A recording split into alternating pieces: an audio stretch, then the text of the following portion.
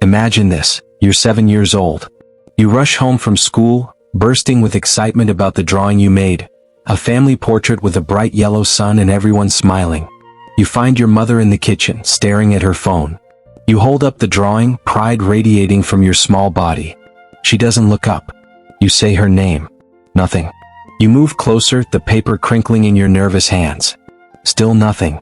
She walks past you to answer a call in the other room. The drawing falls to your side. You stand there in the middle of the kitchen, and something inside you learns a terrible lesson. You don't matter enough to be seen. Now imagine this isn't a single moment. Imagine it's every moment. Day after day, year after year. Your emotions treated like background noise. Your achievements met with distraction. Your pain invisible. Not because you're being actively harmed. There are no bruises, no screaming, no violence. Just absence. A chronic, suffocating absence where attention and emotional connection should be. This is the psychology of the ignored child. And if you've ever felt like you're performing your own existence, constantly auditioning for a role in other people's lives, never quite sure if you're real unless someone validates you, this may be the invisible wound you've been carrying your entire life. Today we're diving into one of psychology's most misunderstood traumas, childhood emotional neglect. The kind that leaves no visible scars but fundamentally rewires who you become. We'll explore how being systematically ignored doesn't just hurt, it changes you at the neurological, emotional, and existential levels. And we'll uncover why so many people walk through life feeling like ghosts in their own story, desperate to be seen but never quite believing they deserve to be. Here's the cruel paradox of emotional neglect. Nothing happened. When someone asks about your childhood, you struggle to answer. There were no dramatic incidents to point to. You weren't beaten. You weren't abandoned in the literal sense. Your parents fed you, clothed you, kept a roof over your head. By all external measures, your childhood looked fine, normal, maybe even good. But something was missing. Something essential. Emotional neglect is the absence of something that should have been present. It's not what your parents did to you, it's what they failed to do. They failed to see you, to attune to your emotional world, to validate your feelings, to show curiosity about your inner life, to provide the consistent emotional mirroring that tells a child, you exist, your feelings matter, you are worthy of attention and care. Psychologist John Ice Webb calls this childhood emotional neglect, or SENE. It happens when parents are physically present but emotionally absent, when they're so absorbed in their own lives, struggles, or emotional limitations that they can't meet their child's emotional needs. And here's what makes it so insidious. The child doesn't blame the parent. The child blames themselves. Think about it from the child's perspective. You're biologically wired to believe your caregivers are good, because your survival depends on them. If your emotional needs consistently go unmet, your developing brain doesn't conclude, my parents are emotionally unavailable. Instead, it concludes, my needs are too much. My emotions are wrong. I am fundamentally unworthy of attention. This is how the invisible wound forms. Not through a single traumatic event, but through thousands of tiny absences.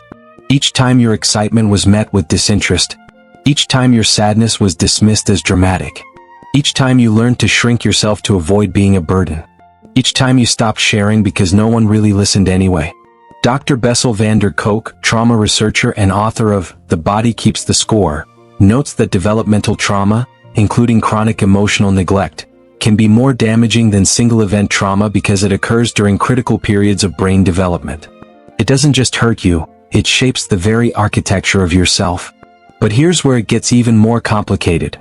Emotionally neglectful parents often aren't malicious.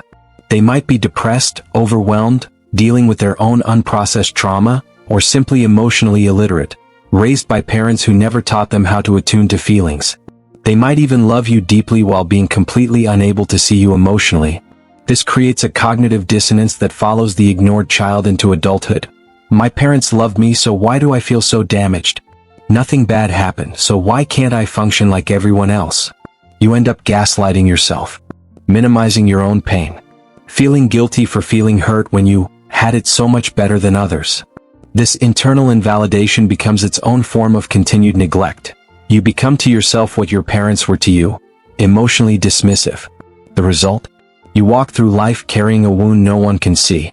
You function, you achieve, you smile, you perform, but underneath there's a hollow space where solid self-worth should be. A constant, gnawing question. Am I real? Do I matter? Would anyone notice if I disappeared? And the most devastating part? Most people with childhood emotional neglect don't even know they have it. Because nothing happened. Because it's normal. Because everyone else seems fine with parents who were just not that emotional. But you're not fine. And there's a reason for that. Let's talk about what actually happens in the brain of a child who is chronically ignored. Your brain is incredibly adaptive, especially during childhood. It's constantly making predictions. What's safe? What's dangerous? What do I need to do to survive? And in the absence of consistent emotional attunement, your developing brain makes a series of adaptations that will define your psychological reality for decades. First, the threat detection system goes haywire. The amygdala, your brain's threat detection center, is supposed to learn what's dangerous through interaction with caregivers. When you're upset as a child and a parent soothes you, your brain learns, this uncomfortable feeling passes. Help is available. I am safe. But when your distress is consistently ignored, your amygdala never learns that emotional states are temporary and manageable. Instead, it treats your own emotions as threats. Sadness becomes dangerous. Anger becomes catastrophic. Need becomes terrifying. This is why adults with childhood emotional neglect often experience alexithymia, difficulty identifying and describing their own emotions. It's not that they don't have feelings, it's that their brain learned early on that feelings are dangerous, overwhelming, and best avoided. You might find yourself feeling anxious but unable to articulate why, or suddenly crying without understanding what triggered it. Your emotional life becomes a mysterious, unpredictable force rather than a source of valuable information. Second, the self-concept remains underdeveloped. The sense of self, your core identity, develops primarily through what psychologist Donald Winnicott called mirroring. When a parent looks at a child with delight, curiosity, and attentiveness, the child sees themselves reflected back. This is who I am. I am someone worth looking at. But what happens when you look up and see nothing? Or distraction? Or impatience? You learn that you're not interesting, not important, maybe not quite real.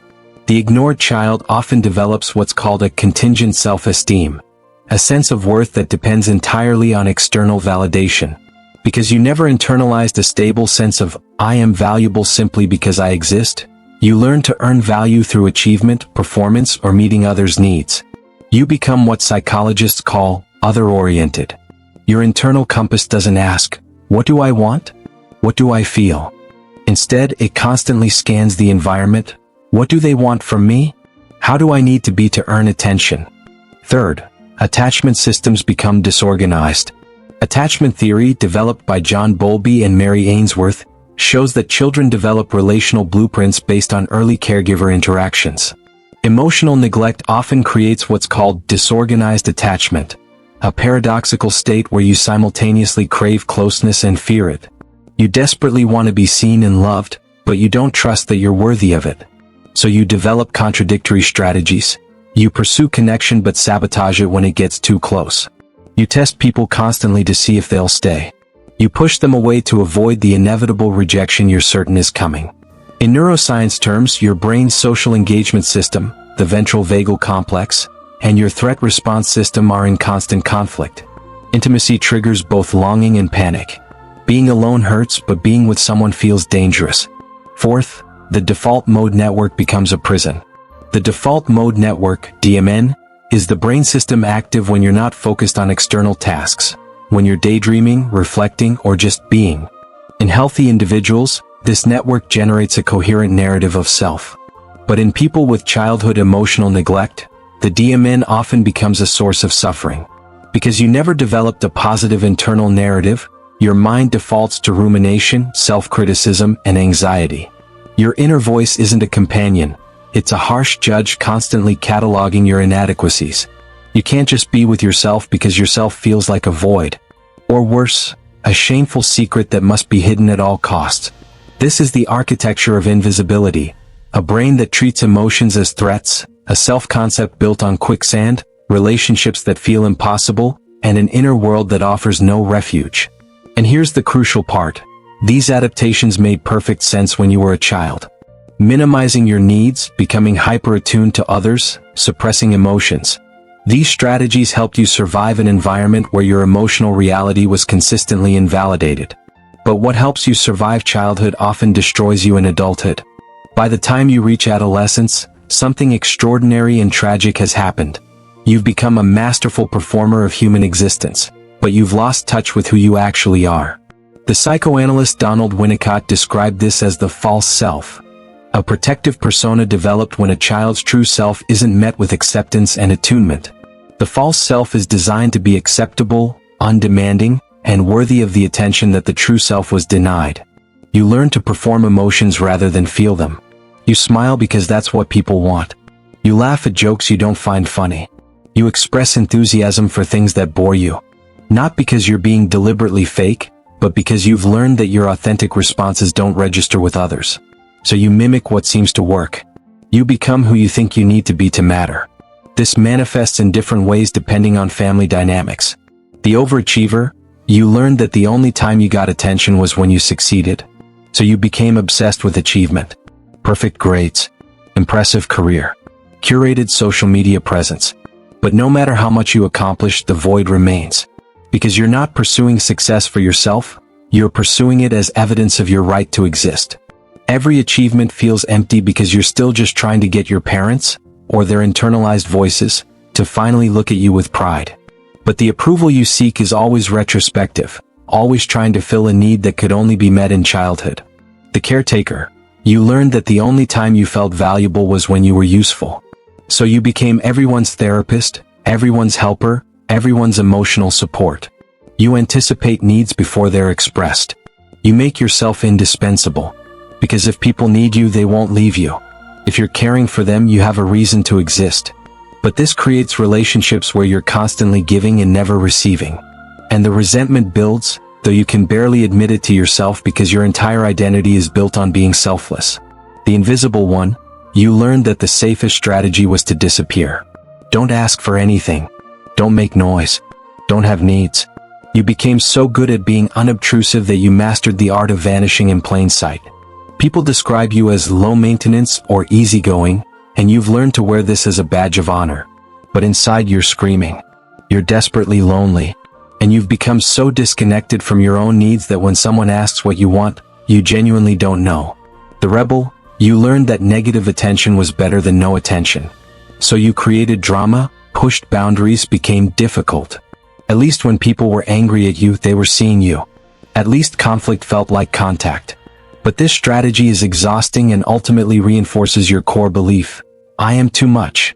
I am unlovable. The only way I exist is through chaos. What all these strategies have in common is this. Your life becomes an exhausting audition for a role in other people's worlds. You're constantly scanning for cues. Am I doing this right? Do they approve? Am I being too much? Not enough. You achieve things not because they align with your authentic desires, but because achievement might finally prove you're worthy. You enter relationships not from a place of wholeness, but from a place of desperate need. And you can't trust that anyone sees the real you because you've spent so long hiding that person away. The tragic irony? The false self, created to earn love and attention, actually prevents genuine connection. Because no one can love who you truly are if you're always performing who you think they want you to be. You end up in a hall of mirrors, relating to people who are relating to your persona, while your actual self remains locked away, still waiting to be seen. Still that 7-year-old in the kitchen, holding up a drawing, hoping someone will look. And the loneliness of this is profound. Because you can be surrounded by people, successful, accomplished, seemingly connected, and still feel fundamentally alone. Because you're not in the room. Just your performance. The question becomes, if you've been performing your entire life, who would you be if you stopped? And that question is terrifying. Because you genuinely don't know. Now let's talk about what happens when the ignored child grows up and tries to form adult relationships. You carry into adulthood an emotional hunger that can never be satisfied.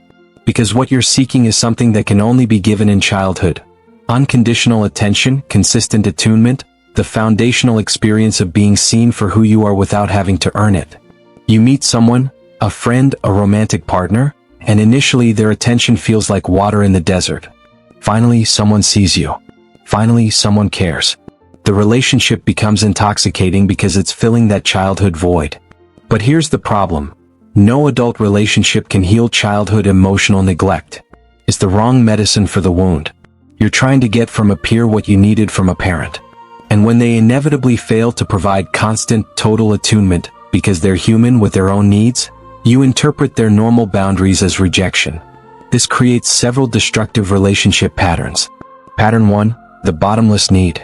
You become what some psychologists call emotionally insatiable. Your partner gives you attention, but it's never quite enough. They reassure you, but you need constant reassurance. They prove their love, but you immediately doubt it again. This isn't manipulation, it's desperation. You're trying to fill a void that's decades old with present-day care. It's like trying to satisfy childhood hunger with adult food. The wrong developmental stage, the wrong source. Your partner eventually becomes exhausted. They feel like nothing they do is enough. And you sense their exhaustion, which triggers your core fear. See? I'm too much. I'm unlovable. And the cycle continues. Pattern 2, the self-sabotage. Paradoxically, when someone actually gives you consistent, healthy love, it feels wrong. It doesn't match your internal template of relationships. You've internalized the belief that you're unworthy of genuine care, so when someone offers it, you unconsciously sabotage. You pick fights. You create tests they'll inevitably fail. You pull away just when intimacy deepens. Not because you don't want love, but because love feels dangerous. If you let yourself believe you're worthy and then they leave, the pain would be unbearable. Better to reject them first. Better to prove that you were right about your unworthiness all along. Pattern 3, the abandonment engulfment cycle. You oscillate between two extremes. Desperate fear of abandonment and claustrophobic fear of engulfment. When your partner pulls back even slightly, you panic. The childhood terror of invisibility resurfaces. So you pursue, cling, demand reassurance. But when they come closer, offering the intimacy you claim to want, you suddenly feel suffocated. Their attention feels intrusive. Their care feels like control. You need space. So they give you space. And then you panic again because the space feels like abandonment. Your partner can't win. And neither can you. You're trapped in a contradiction born from childhood. You need connection to feel safe, but connection feels unsafe because it exposes you to the possibility of being ignored again. Pattern 4, the comparison trap. Because your sense of self is so fragile, you constantly measure your relationships against others. Your partner talks to a coworker and you spiral into jealousy, not because you don't trust them, but because you fundamentally believe you're not enough. Of course they'd prefer someone else. Everyone would. You interpret normal social interactions as evidence of your inadequacy. Your partner's friendships feel like threats. Their independent interests feel like rejection. Because you never developed a secure sense of self, you can't conceive of being valuable and someone having other sources of joy. And here's the cruelest part. These relationship patterns reinforce your original wound. Your neediness pushes people away, which confirms your belief that you're unworthy. Your self-sabotage ensures that relationships fail, which proves you were right not to trust love. Your constant anxiety exhausts your partners, who eventually leave, and you say to yourself, "See? I knew I'd be abandoned.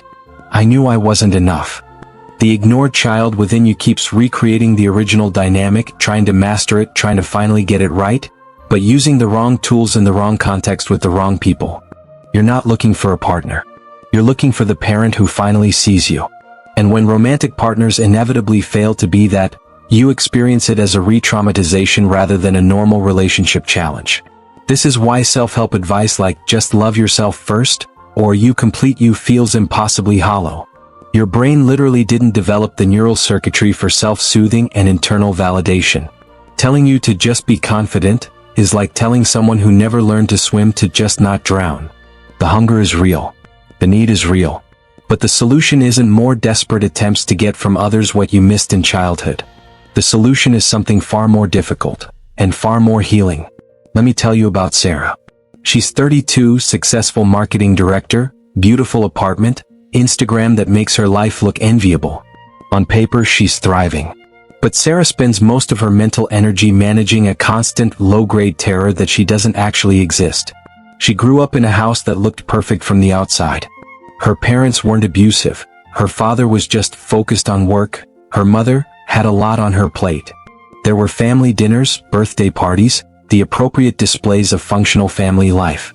But when Sarah tried to share things, excitement about a school play, anxiety about a friendship, sadness about anything, her parents' eyes would glaze over. Her mother would say, "That's nice, honey," without looking up. Her father would check his phone. The message was clear without anyone saying it: your inner world is not interesting. Your feelings are an inconvenience. By age 12, Sarah stopped sharing. She learned to be independent, capable, undemanding. Her parents praised her for being so mature and so easy. What they didn't see, she was dying inside. Fast forward to adulthood. Sarah enters a relationship with Marcus, who is kind, attentive, genuinely interested in her. For the first few months, it's magical. Sarah feels seen for the first time in her life. But then the patterns emerge. When Marcus texts back 20 minutes late, Sarah spirals. He's losing interest. I'm too much. He's found someone better. She knows logically this is irrational, but the panic is overwhelming. When Marcus tries to make plans with friends, Sarah feels abandoned. She doesn't say anything, she's learned to hide needs, but she becomes quietly resentful. Marcus notices her withdrawal but doesn't understand it. When Marcus expresses love and commitment, Sarah feels terrified. What if I let myself believe this and he leaves? What if I'm not actually as interesting as he thinks? She starts picking fights, testing him, unconsciously trying to confirm her unworthiness. Marcus, confused and exhausted, eventually says they need to talk about the relationship. Sarah hears, "I'm leaving you." She immediately becomes cold, distant, protecting herself from the abandonment she's certain is coming. But Marcus isn't leaving. He's trying to communicate about normal relationship dynamics. He wants to understand her. He wants to help. But Sarah can't hear him because she's 7 years old again, standing in the kitchen with her drawing, waiting for her mother to look up. The breakthrough comes during a therapy session when Sarah's therapist asks, "When you're with Marcus and he's being loving, what do you feel?" Sarah pauses. Afraid. Afraid of what? That it's not real. That I'm performing and he's seeing the performance, not me. That when he finally sees the real me, the needy, broken, too much me, he'll leave. Like I should have been left all along. For the first time, Sarah connects her adult relationship anxiety to her childhood experience of emotional neglect. She realizes she's not actually afraid Marcus will leave. She's afraid that the neglect was correct, that she genuinely doesn't deserve attention, and Marcus just hasn't figured it out yet.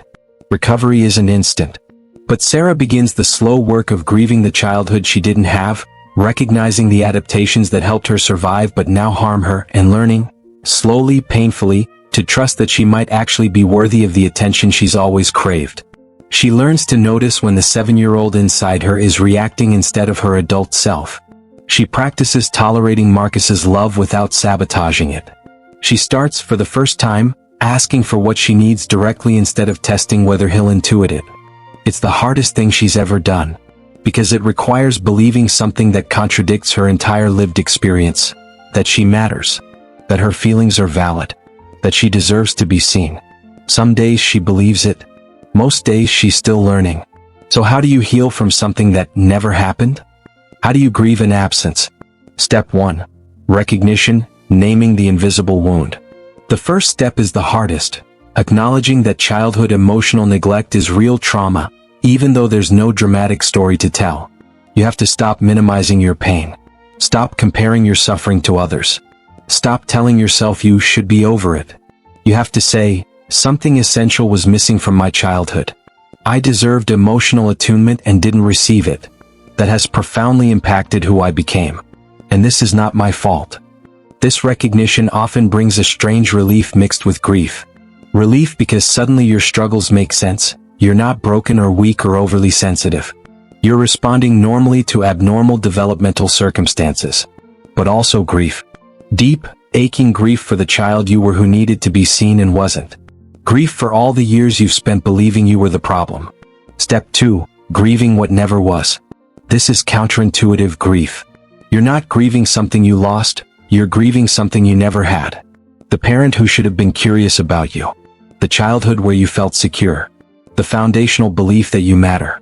Therapists specializing in childhood emotional neglect often use techniques like reparenting, where you literally learn to give yourself what you didn't receive.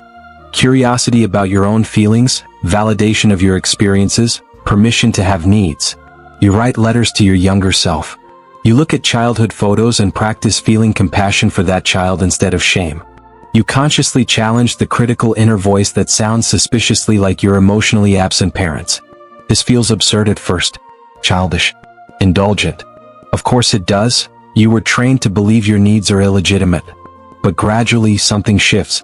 You start to notice your feelings before they become overwhelming. You start to ask yourself, what do I actually want?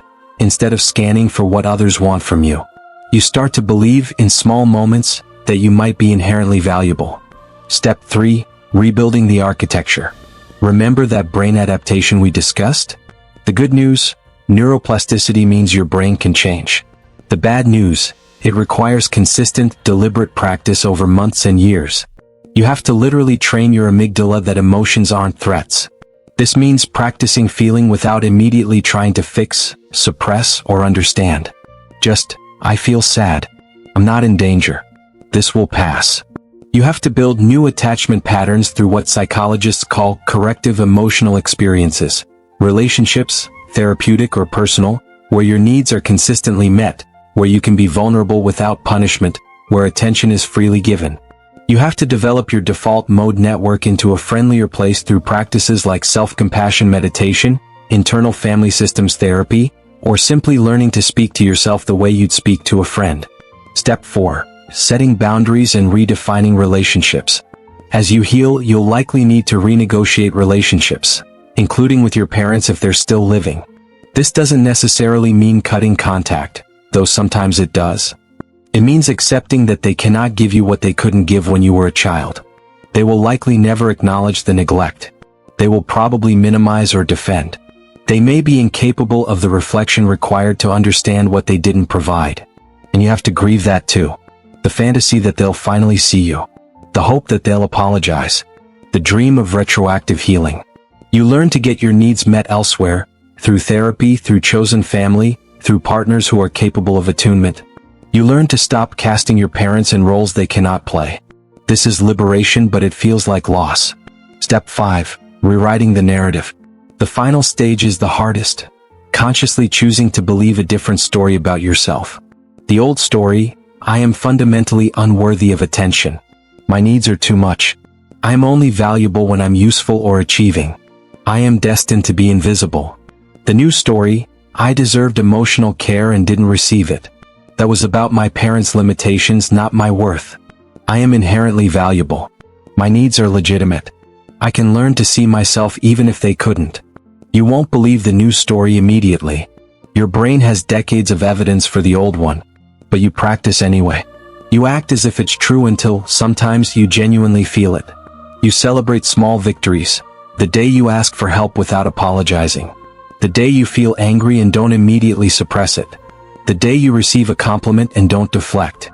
The day you set a boundary and don't collapse in guilt. These moments accumulate. Slowly you build a new internal foundation. One where you're real, visible, worthy, not because someone finally saw you, but because you learned to see yourself.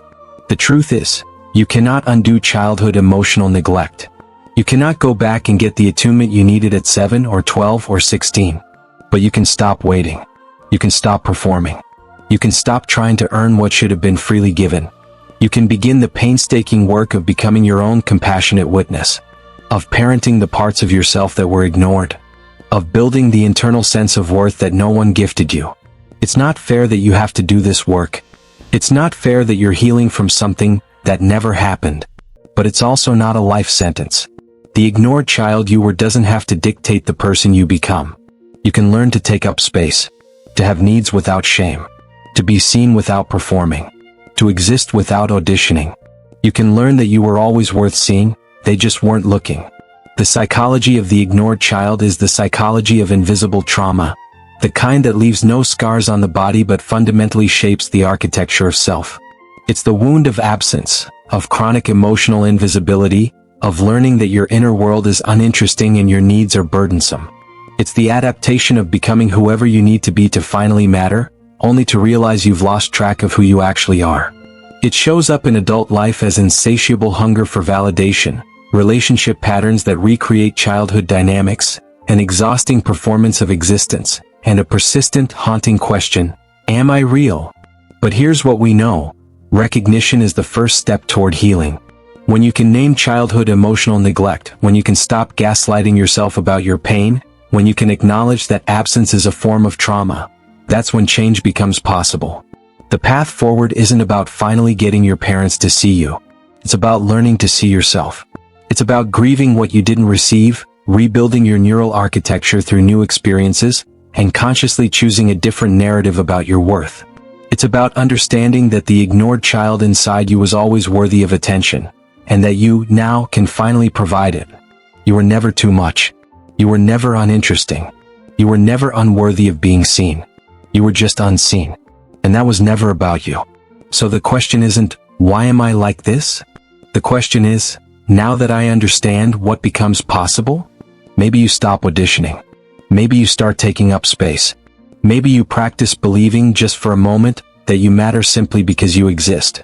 Maybe you finally put down the drawing you've been holding up your entire life, waiting for someone to notice. And maybe you realize you've been worth looking at all along. If this resonated with you, you're not alone. Childhood emotional neglect affects millions of people who've spent their lives wondering why they feel broken when nothing happened. Understanding is the first step. Healing is possible. What part of this psychology hit closest to home for you? Let me know in the comments.